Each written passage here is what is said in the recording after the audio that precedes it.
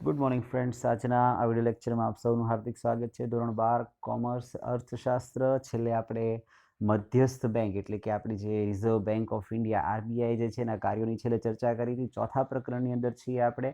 આજે જે હવે મુદ્દો શરૂ કરવાનો છે એ છે મોનિટરી પોલિસી, કે જે ગુજરાતીમાં કહેવાય છે નાણાકીય નીતિ. દેશના અર્થતંત્ર માટે નાણાંની માંગ અને નાણાંનો પુરવઠો બે વચ્ચે કઈ રીતે તમે બેલેન્સ જાળવો છો અને એની માટે સરકાર કેવા કેવા પગલાઓ લે છે, એ જે સિદ્ધાંત અથવા એ જે પોલિસી છે અથવા એ જે નીતિ છે એને આપણે નાણાકીય નીતિ કહેતા હોઈએ છીએ. અને એની અંદર આરબીઆઈનો ખાસ એવો રોલ હોય છે, આરબીઆઈની ખાસી એવી જવાબદારી હોય છે. તો એ જ મુદ્દો હવે આપણે અહીંયા શરૂ કરશું. એક્ઝામમાં આના તમને પરિણાત્મક જે સાધનો છે, બે સાધનો છે, એક પરિણાત્મક અને એક છે ગુણાત્મક. બંને આપણે ડિટેલમાં એ સમજવાના છે. એક્ઝામમાં આમાંથી 3 માર્કનો પ્રશ્ન પૂછાઈ શકે અને મોટાભાગે જો હોય તો પરિણાત્મક સાધનો જે છે એ વધારે પૂછાય છે. અને એક માર્કના અને તમારા જનરલ નોલેજના પણ ઘણા એવા પ્રશ્નો આમાંથી તમને પૂછાઈ શકે, એટલે ખાસ યાદ રાખવાનું છે. એની અંદર આપણે જોઈએ નાણાકીય નીતિની અંદર તો અર્થશાસ્ત્રના સિદ્ધાંત મુજબ નાણાકીય નીતિ એટલે અર્થતંત્રમાં નાણાંની માંગ અને નાણાંના પુરવઠાનું સંચાલન અને નિયંત્રણ કરવા અંગેની નીતિ. એને પહેલી જ જે વાક્યરચના છે એની અંદર જ તમને એનો અર્થ સમજાયો કે ભાઈ નાણાકીય નીતિ કહેવાય કોને? તો અર્થતંત્રમાં નાણાંની જે માંગ છે અને એની સામેનો જે પુરવઠો છે એનું તમે સંચાલન અને નિયંત્રણ કઈ રીતે કરો છો એ અંગેની નીતિ એટલે એ શું કહેવાય છે? નાણાકીય નીતિ. લોકોને લોન દ્વારા કે અન્ય કોઈ ધિરાણ દ્વારા અથવા અન્ય કોઈ યોજનાઓ દ્વારા નાણાં કઈ રીતે મળે કે જેથી તેઓ પોતાનું જરૂરિયાતો અથવા પોતાની જે નાણાંની જરૂરિયાત છે કઈ રીતે પૂરી કરે છે એ જોવાનું, અને એની સામે નાણું આપણે ક્યાંથી પ્રોવાઈડ કરશું એ જોવા અંગેની નીતિ જે છે સરકારે ઘડવાની હોય છે. અને એ જે છે એ આપણા માટે નાણાકીય નીતિ કહેવાશે. નાણાંની માંગ અને પુરવઠામાં જો અસમતુલા હોય તો અર્થતંત્રમાં ફુગાવો કે મંદી સર્જાય છે. અત્યારે તમે જાણો છો કે આપણે કોરોના વાયરસની આખી આ જે પેન્ડેમિકની સ્થિતિ જે છે, મહામારીની જે સ્થિતિ છે, તો એમાં સરકારે તમે જોશો તો કેટલા લાખો કરોડો રૂપિયાની યોજનાઓ જે છે બહાર પાડી છે, અથવા આપણે જેને કહીએ તો પેકેજ જાહેર કર્યું છે, કે જેની અંદર સરકાર શું કરે છે? નાના ઉદ્યોગો હોય, મધ્યમ કક્ષાના ઉદ્યોગો હોય એને લોન આપે છે. બેંકોને લોન આપવા માટે આગળ આવવાનું સરકાર કહે છે, અને લાખો કરોડો રૂપિયાના પેકેજ આ રીતે સરકારે બહાર પાડ્યા છે. શું કામ? કારણ કે જો નાણાંની માંગ અને એનો પુરવઠો વચ્ચે જો અસમતુલા હશે તો એ ફુગાવો અથવા મંદીનું કારણ બનશે. આંતરરાષ્ટ્રીય બજારમાં નાણાંના મૂલ્યને અસર પહોંચે છે તથા અર્થતંત્રમાં અસ્થિરતા એટલે કે ઇન્સ્ટેબિલિટી આવે છે. માટે નાણાંની માંગ અને પુરવઠાનું સંચાલન અત્યંત જરૂરી છે. અને આથી નાણાકીય નીતિને સ્થિરતા લાવવા માટેની નીતિ એટલે કે સ્ટેબિલાઇઝેશન પોલિસી તરીકે પણ ઓળખવામાં આવે છે. પણ યાદ રાખવાનું છે ખાસ તમારે, એટલે કે આ જે આપણી પોલિસી છે નાણાકીય નીતિ, એને આપણે સ્થિરતા લાવવાવાળી એક નીતિ તરીકે પણ ઓળખીએ છીએ. શું કામ? કારણ કે એ નાણાંની માંગ અને નાણાંનો જે પુરવઠો છે બંને વચ્ચે સ્ટેબિલિટી એટલે કે સ્થિરતા લાવવાનું કાર્ય કરે છે, કે જે ખૂબ જ જરૂરી છે દેશના આર્થિક વિકાસની ગતિને જાળવી રાખવા માટે અને મંદી અને ફુગાવાની સ્થિતિમાંથી બચવા માટે. ભારતમાં શરૂઆતના નાણાકીય નીતિનો હેતુ નાણાંનું પ્રમાણ, મૂલ્ય અને સ્વરૂપને નિયંત્રિત કરવાનું હતું, જે હાલના સમયમાં નાણાકીય નીતિનો ઉપયોગ શાક સર્જનના નિયંત્રણ માટે થાય છે. એટલે કે જ્યારે શરૂઆતના વર્ષોમાં ભારતની અંદર નાણાકીય પોલિસી ઘડવામાં આવતી તો એનું મુખ્ય હેતુ શું હતું? તો કે નાણાંનું પ્રમાણ, એનું મૂલ્ય અને એનું સ્વરૂપ કઈ રીતે નિયંત્રિત કરવું એ જોવા માટેના પગલાઓ એમાં લેવામાં હતા. પણ હાલના સમયમાં મુખ્ય જે નાણાકીય નીતિની જે પ્રક્રિયા છે એ મુખ્ય કોની ઉપર ફોકસ કરે છે? તો કે શાક સર્જનની જે પ્રક્રિયા છે એની ઉપર નિયંત્રણ અથવા એની ઉપર દેખરેખ રાખવાનું કાર્ય કરે છે. શાક સર્જન કોને કહેવાય એ આપણે અગાઉના લેક્ચર્સની અંદર જોયેલું જ છે, બરોબર? એટલે એ જે મુદ્દો છે એ તમારે ખાસ સમજવાનો છે. સૈદ્ધાંતિક વ્યાખ્યા તપાસીએ તો આપણે સામાન્ય અર્થ તો સમજ્યા કે ભાઈ નાણાકીય નીતિ એટલે શું થાય? તો કે નાણાંની માંગ અને પુરવઠો બંનેનું સંચાલન અને નિયંત્રણ કરવા અંગેની નીતિ એટલે એ નાણાકીય નીતિ કહેવાય. પણ આપણે સૈદ્ધાંતિક વ્યાખ્યા પણ સમજવી પડે. 3 અલગ અલગ વ્યાખ્યાઓ છે, આપણે અહીં જોશું વન બાય વન. નાણાકીય સત્તા દ્વારા લેવાયેલા એવા સભાન પગલાં કે જે નાણાંના જથ્થા, ઉપલબ્ધિ તથા નાણાંના ખર્ચમાં પરિવર્તન લાવે છે. પહેલી જે સૈદ્ધાંતિક વ્યાખ્યામાં શું કીધું છે કે ભાઈ નાણાકીય પોલિસી એક એવી સત્તાની વાત છે અથવા નાણાકીય સત્તા ધરાવનારા લોકો દ્વારા લેવામાં આવેલા એવા સભાન પગલાઓ છે કે જે શું કરે છે તો કે નાણાંના જથ્થાને, તેની ઉપલબ્ધિ એટલે કે કેટલું પ્રાપ્ત થાય છે તે, અને નાણાંના ખર્ચમાં ત્રણેયમાં શું લાવે છે? પરિવર્તન લાવે છે. ખર્ચની વાત હોય, જથ્થાની વાત હોય કે એની ઉપલબ્ધિની વાત હોય, એમાં પરિવર્તન લાવે છે. તો એ પોલિસી એટલે શું કહેવાશે? નાણાકીય નીતિ. સામાન્ય આર્થિક નીતિના હેતુઓ સિદ્ધ કરવા માટે સર્વોચ્ચ બેંકના હસ્તક નાણાંના પુરવઠાને અંકુશિત કરવાનો સાધનો સોંપતી નીતિ એટલે નાણાકીય નીતિ. આપણે સૌ જાણીએ છીએ કે ભાઈ દેશની અંદર નાણાંનું જો કોઈ સંચાલન કરતું હોય, માંગ અને પુરવઠાનું, તો એ કોના ભાગમાં આવે છે? આરબીઆઈ એટલે કે સર્વોચ્ચ બેંક. તો એને લગતી અહીંયા વ્યાખ્યા છે કે આર્થિક નીતિના હેતુઓને સિદ્ધ કરવા માટે, એટલે કે સરકારે જે ટાર્ગેટ ફાઇનાન્શિયલ આપણે ઇકોનોમિક સેક્ટર માટે અથવા અર્થતંત્ર માટે જે ટાર્ગેટ નક્કી કર્યા હોય, જે હેતુઓ સિદ્ધ કરવા નક્કી કર્યા હોય, એની માટે સર્વોચ્ચ બેંકના હસ્તક એટલે કે આરબીઆઈની વાત છે અહીંયા, મધ્યસ્થ બેંકના હસ્તક નાણાંના પુરવઠાને અંકુશિત કરવાના સાધનો સોંપવાની નીતિ એટલે શું થશે? નાણાકીય નીતિ.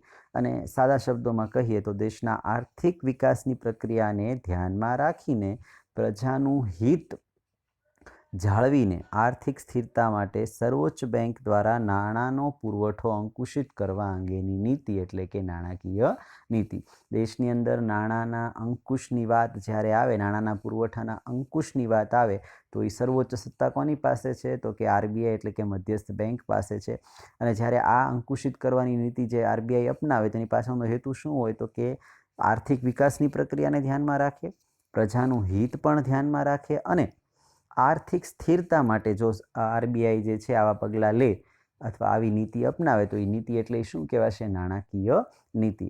પુરવઠો બહુ વધી પણ ન જવો જોઈએ અને બહુ ઓછો પણ ન હોવો જોઈએ. એટલે કે માંગ અને પુરવઠો, નાણાંનો માંગ અને નાણાંનો પુરવઠો બે વચ્ચે સ્થિરતા જળવાઈ રહે, એ જોવાની જવાબદારી હંમેશા મધ્યસ્થ બેંક એટલે કે સર્વોચ્ચ બેંકની હોય છે.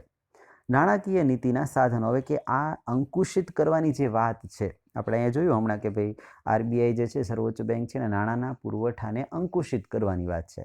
તો એ અંકુશિત કરવા માટે એની પાસે કાંક તો એવી સત્તા હોવી જોઈએ. તો નાણાકીય નીતિ દ્વારા એને બે એવા સાધનો પ્રાપ્ત થાય છે કે અથવા બે એવા એ પગલાઓ ભરે છે કે જેના દ્વારા એ આ નાણાંના પુરવઠાને શું કરે છે? અંકુશિત કરે છે. તો એની માટેના બે પાસાઓ કયા કયા છે? તો કે પહેલું આવે છે પરિણાત્મક સાધનો. હવે પરિણાત્મક સાધનો કેવા કહેવાય? તો કે પરિણાત્મક સાધનો સમગ્ર અર્થતંત્ર પર એક સરખી અસર પહોંચાડે છે, અને એટલા માટે આ સાધનને સામાન્ય સાધનો પણ કહેવામાં આવે છે.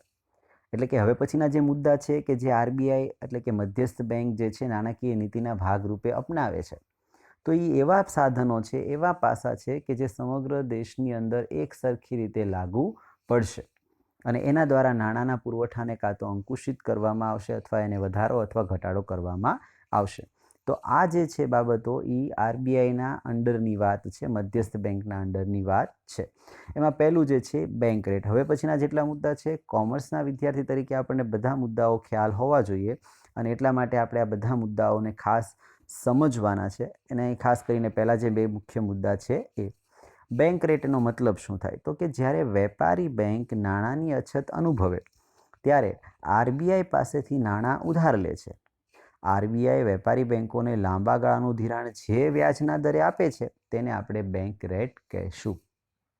તમે ઘણીવાર ક્વાર્ટરલી જ્યારે આંકડાઓ બહાર પડે છે ત્યારે આરબીઆઈ જે છે આવા બેંક રેટની અંદર કટ કરવાની વાત હોય, રેપો રેટની અંદર કટ કરવાની વાત હોય, રિવર્સ રેપો રેટની અંદર કટ કરવાની વાત હોય.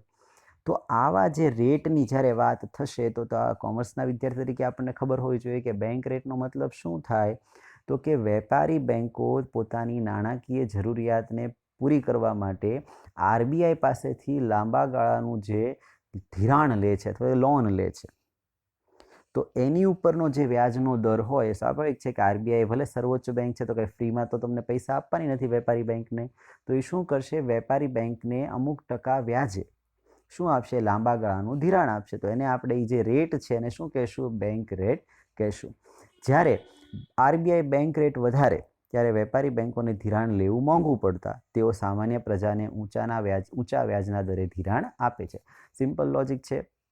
વેપારી બેંકોને જો આરબીઆઈ પાસેથી મોંઘા દરે લોન મળશે તો એ પણ પોતાના જે કસ્ટમર છે એને જે લોન આપે છે એ લોન ઉપરનો દર પણ કેવો કરી દેશે, વધારે કરી દેશે અથવા એને ઊંચું લઈ જશે. વ્યાજનો દર વધતા પ્રજા જે છે ઓછું ધિરાણ લે છે અને આમ નાણાંનો પુરવઠો ઘટે છે. જો આ પ્રક્રિયા આખી સમજવાની છે કે લોકોના હાથમાંથી નાણાંનો પુરવઠો ઘટે છે કઈ રીતે, કે ભાઈ લોન જે છે એ મોંઘી થાય, પહેલાં તમને 8% બદલે હવે 10% વ્યાજે લોન મળતી હોય તો પ્રજા શું કરશે, લોનનો રેટ વધવાથી, વ્યાજનો દર વધવાથી ધિરાણ લેશે નહીં. એટલે શું થશે, લોકો પાસે એટલા પૈસા આવશે નહીં, એટલે નાણાંનો પુરવઠો આપોઆપ શું થઈ જશે, ઘટી જશે. અને જ્યારે અર્થતંત્રમાં ફુગાવો હોય ત્યારે આરબીઆઈ જે છે બેંક રેટ વધારી નાણાંનો પુરવઠો ઘટાડે છે, જેથી ફુગાવો ઓછો થાય. મંદી હોય ત્યારે આનાથી તે ઉલટું કરે છે. ફુગાવો જનરલી હોય ત્યારે ભાવ વધારે હોય, એનો મતલબ એવો થશે કે લોકો પાસે પૈસા છે જ, એટલે લોકો પૈસા ખર્ચવા માટે તૈયાર જ થાય છે, એટલે કે ફુગાવાની, એટલે કે ભાવ વધારાની સ્થિતિ સર્જાય છે. તો આરબીઆઈ શું કરશે, બેંક રેટ વધારી દેશે કે જેથી વેપારી બેંકોને આરબીઆઈ પાસેથી જે લોન મળે એ મોંઘી મળશે, જેથી શું થશે, ગ્રાહકો જે છે એ બેંકો પાસેથી લોન હવે લેશે નહીં. લેશે શું કામ નહીં, કારણ કે બેંક રેટ વધી ગયો એટલે વેપારી બેંકો જે છે એ પણ ગ્રાહકોને જે લોન આપે છે એની ઉપર વ્યાજનો દર શું કરશે, વધારી દેશે. અને જેના લીધે શું થશે, લોકો ધિરાણ ઓછું લેશે એટલે નાણાંનો પુરવઠો ઘટશે, અને નાણાંનો પુરવઠો ઘટવાથી આપોઆપ ફુગાવો જે છે એ કંટ્રોલમાં આવી જશે. અને આનાથી ઉલટું ક્યારે થશે, મંદીની સ્થિતિમાં આનાથી ઉલટું થશે. એટલે કે જ્યારે નાણાંની માંગ કરતાં નાણાંનો પુરવઠો વધુ હોય ત્યારે ફુગાવો સર્જાય, અને આનાથી ઉલટું હોય તો મંદી સર્જાય છે. એટલે કે અહીં ફુગાવો અને મંદીની સ્થિતિ તમને બે સમજાવી છે. પહેલાં આપણે ખાસ સમજી લઈએ, નાણાંની માંગ કરતાં પુરવઠો વધુ હોય, જેટલી લોકો માંગ કરે છે એની કરતાં લોન આપવા માટે બેંક તૈયાર જ છે, પણ માંગ સામે ધિરાણ લેવા માટે ગ્રાહકો નથી. એટલે કે માંગ જે છે એની કરતાં પુરવઠો વધારે હોય ત્યારે સમજવાનું કે ફુગાવો છે, અને જેનાથી ઉલટું અને માંગ કરતાં જો પુરવઠો ઓછો હોય ત્યારે મંદી સર્જાય છે. બેંક રેટ ખૂબ નીચો રાખવાની નીતિને સસ્તા નાણાંની નીતિ કહેવાય છે, અને બેંક રેટ ખૂબ ઊંચો રાખવાની નીતિને મોંઘા નાણાંની નીતિ કહેવાય છે. આ તમારે બે યાદ રાખવાનું છે. તમને પૂછાઈ શકે કે ભાઈ સસ્તા નાણાંની નીતિ એટલે શું, તો આરબીઆઈ જે છે નાણાંના પુરવઠાને ઘટાડવા માટે થઈ બેંક રેટ જો ખૂબ નીચો રાખે તો તેને શું કહેવાય છે, તો કે સસ્તા નાણાંની નીતિ. ઇન શોર્ટ, બેંક રેટ જે છે જો નીચો રાખે આરબીઆઈ તો એ સસ્તા નાણાંની નીતિ કહેવાય છે, કારણ કે ધિરાણ વધશે એટલે પુરવઠો જે છે આપોઆપ વધશે. એટલે કે પુરવઠો વધારવો હોય, લોકો સુધી પૈસા વધારે પહોંચાડવા હોય તો બેંક રેટ છે એ ઘટાડશે. અને જો નાણાંના પુરવઠાને તમારે ઘટાડવો હોય, લોકો સુધી નાણાં વધારે ન પહોંચે, જરૂરિયાત પૂરતા જ નાણાં પહોંચે, તો એની માટે શું કરશે, બેંક રેટ છે વધારી દેશે. છેલ્લા કેટલા વર્ષોથી આરબીઆઈ નાણાંનો પુરવઠો બેંક રેટ દ્વારા નિયંત્રણ કરવાને બદલે રેપો રેટ અથવા રિવર્સ રેપો રેટ દ્વારા કરે છે. મોટાભાગે જનરલી આરબીઆઈ જે છે બેંક રેટને વધારે ચેન્જ નથી કરતા, એના સ્થાન ઉપર રેપો રેટ અને રિવર્સ રેપો રેટ, જે આપણે અહીં આગળ સમજવાનું છે, જે ટૂંકા ગાળાનું ધિરાણ છે એના દ્વારા જ તે નાણાંના પુરવઠાને નિયંત્રિત કરે છે. બેંક રેટ લાંબા ગાળાનો રેટ છે, માટે તે ટૂંકા ગાળામાં બદલાતો નથી, જ્યારે રેપો રેટ અને રિવર્સ રેપો રેટ ટૂંકા ગાળાની બદલી શકાય છે, અને આથી ટૂંકા ગાળામાં નિયંત્રણ માટે સરળ બને છે. બેંક રેટ જે છે એ લાંબા ગાળા માટે છે, એટલે યાદ રાખવાનું, એમાં વારાઘડીએ ચેન્જ મોટાભાગે આરબીઆઈ કરતી નથી, કારણ કે એ જે ધિરાણ છે એ લાંબા ગાળાનું ધિરાણ છે. વેપારી બેંક જ્યારે આરબીઆઈ પાસેથી ધિરાણ લે છે લાંબા ગાળા માટે, ત્યારે એ બેંક રેટ જે છે અસ્તિત્વમાં આવે છે. અને 2016નો જે છેલ્લો આંકડો છે એ મુજબ 7% જે છે આરબીઆઈએ જે બેંક રેટ છે એ નક્કી કરેલો છે. તો બીજું જે હવે જોઈએ આપણું પરિણાત્મક સાધનોમાં રેપો રેટ અને રિવર્સ રેપો રેટ. જ્યારે વેપારી બેંકોને ખૂબ ટૂંકા ગાળા માટે, એટલે કે 1 દિવસ, 7 દિવસ, 15 દિવસ જેટલા ટૂંકા ગાળા માટે નાણાંની જરૂર પડે છે, ત્યારે તે આરબીઆઈ પાસેથી નાણું લે છે. જો બંને પરિસ્થિતિમાં લોન આરબીઆઈ પાસેથી જ લેવામાં આવે છે, પણ સમયગાળાની વાત છે. લાંબા ગાળા માટે હોય તો એ બેંક રેટ કહેવાશે, અને ટૂંકા ગાળા માટે હોય તો એ જે વ્યાજનો દર આવશે એ શું કહેવાશે, રેપો રેટ. અને જે દરે આરબીઆઈ વેપારી બેંકોને આવું નાણું આપે તેને રેપો રેટ કહેવાય છે. આ ખાસ યાદ રાખવાનું છે. 1 દિવસ, 7 દિવસ કે 15 દિવસ જેવા ટૂંકા ગાળા માટે જે વ્યાજના દરે આરબીઆઈ જે છે વેપારી બેંકોને લોન આપે છે, અને શું કહેવાય છે, રેપો રેટ કહેવાય છે. અને એનો પ્રોપર અહીંયા કાઉન્સમાં બીજો પણ તમને અર્થ આપ્યો છે રેપોમાં. રેપો એટલે શું થાય? રીપર્ચેઝિંગ રેટ. ટૂંકા ગાળાનું આવું ધિરાણ લેવા માટે વેપારી બેન્કો આરબીઆઈને કોઈ વટાવ દરે પરત લેવાની શરતે પોતાની પાસે રહેલી જામીનગીરીઓ વેચે છે અને આ વટાવનો દર એટલે રેપો રેટ કહેવાય છે.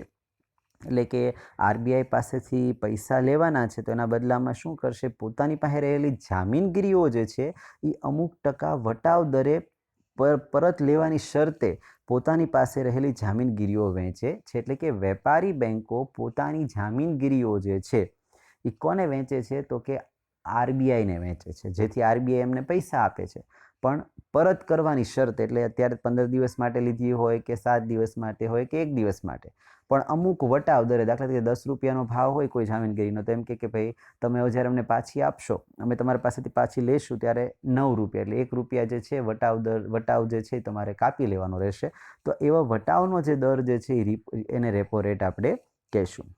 ફુગાવાના સમયે repo rate, RBI repo rate વધારે છે જેથી વેપારી બેન્કોમાં ઓછું ધિરાણ લે છે અને પ્રજાને સામે ઊંચા દરે ધિરાણ આપે છે. આમ પ્રજા ઓછું ધિરાણ લે અને નાણાંનો પુરવઠો તથા ફુગાવો ઘટવા પામે અને મંદીના સમયે આરબીઆઈ જે રેપો રેટ જે છે નીચો કરે છે. બે પરિસ્થિતિ ખાસ સમજવાની છે કે જ્યારે ફુગાવો હોય એટલે કે નાણાંની માંગ કરતાં નાણાંનો પુરવઠો વધારે હોય, તો એવા સમયે આરબીઆઈએ શું કરવું પડે કે ભાઈ પોતાનો રેટ જે છે એ રીતના ફેરફાર કરે કે જેથી બજારમાં નાણાંનો પુરવઠો ઘટી જાય, કારણ કે માંગ કરતાં પુરવઠો વધારે હોય એટલે એ ફુગાવો સૂચવે છે. તો ફુગાવાના સમયે આરબીઆઈ રેપો રેટ વધારી દેશે, એટલે જે ટૂંકા ગાળાનું ધિરાણ વેપારી બેન્કોને પહેલાં જે ભાવે મળતું હતું, પહેલાં જે દરે મળતું હતું તેની કરતાં હવે મોંઘું મળશે. એટલે થશે શું? વેપારી બેન્કો આરબીઆઈ પાસેથી વધારે વ્યાજે આવી લોનો લેશે નહીં, ટૂંકા ગાળાનું ધિરાણ લેશે નહીં, જેથી પ્રજાને સામે ઊંચા ધિરાણ દરે તે લોન આપવી પડશે, કારણ કે હવે વેપારી બેન્કો તો આરબીઆઈ પાસેથી લોન લેવાની નથી, કારણ કે એમને મોંઘી પડે છે. અને જો લેવી પડે તો એના પછી બીજો ઓપ્શન શું રહે કે ગ્રાહકોને, વેપારી બેન્કો જે છે ગ્રાહકોને લોન આપશે, કેવી આપશે? વધારે મોંઘા દરે આપશે, જેથી પ્રજા જે છે એ લોન લેવાનું ઓછું કરે, એટલે કે ધિરાણ ઓછું લે છે અને આપોઆપ નાણાંનો પુરવઠો જે છે અને ફુગાવો છે બંને ઘટવા પામે છે. અને મંદીના સમયે આનાથી ઉલટું કરી નાખશે કે રેપો રેટ જે છે એ શું કરી દે? ઘટાડી દે. આરબીઆઈ રેપો રેટ ઘટાડી દે, જેથી થાય શું? વેપારી બેન્કો વધારે લોન માટે એપ્લાય કરે, વધારે લોન લે આરબીઆઈ પાસેથી, અને જો સસ્તા દરે લોન મળતી હોય તો ગ્રાહકોએ તે કોની પાસેથી? વેપારી બેન્કો પાસેથી લોન લેશે, એટલે બજારમાં નાણાંનો પુરવઠો ફરી પાછો ઊભો થશે અને મંદીમાંથી ધીમે ધીમે બહાર આવશે.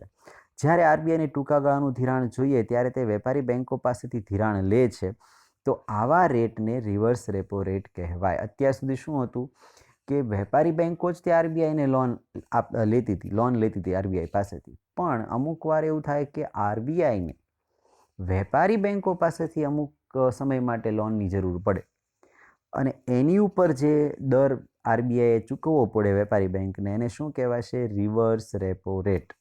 આરબીઆઈને ટૂંકા ગાળાનું ધિરાણ જ્યારે જોઈતું હોય વેપારી બેન્કો પાસેથી, અને જ્યારે એની પાસેથી ધિરાણ લે છે તો એની ઉપરનો જે વ્યાજનો દર હોય એને શું કહેવાય? Reverse repo rate. જ્યારે રિવર્સ રેપો રેટ વધુ હોય ત્યારે વેપારી બેન્કોને આરબીઆઈને લોન આપવા માટેનું વધુ આકર્ષણ થાય છે. સ્વાભાવિક છે કે વેપારી બેન્કો એક ધંધાધારી એકમ છે, એટલે એ વધારે નફો થાય એવા પ્રયત્ન કરે જ તે.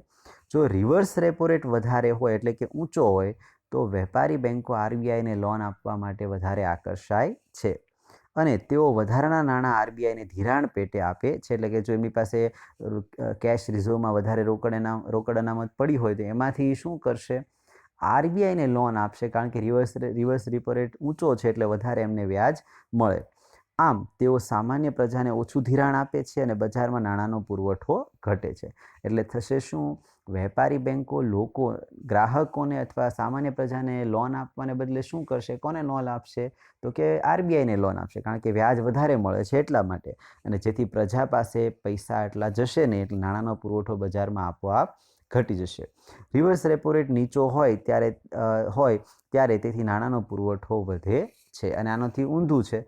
જો રિવર્સ રેપો રેટ નીચો હોય એટલે કે વેપારી બેન્કોને આરબીઆઈ પાસેથી જે વ્યાજનો દર મળવાપાત્ર હોય જો એ ઓછો હોય તો શું થશે? લોકો વેપારી બેંકો છે એ લોકોને વધારે અથવા સામાન્ય પ્રજાને શું કરશે, ધિરાણ વધારે આપશે કે જેથી વધારે તમે વ્યાજ લોકો પાસેથી વસૂલ કરી શકો, અને આવા કિસ્સામાં બજારમાં નાણાંનો પુરવઠો વધી જશે. છેલ્લા કેટલાક સમયના રેપો રેટ અને રિવર્સ રેપો રેટની આપણે અહીંયા વાત કરીએ તો જાન્યુઆરી 2006ની અંદર 6.5% રેપો રેટ હતો અને 5.5% રિવર્સ રેપો રેટ હતો.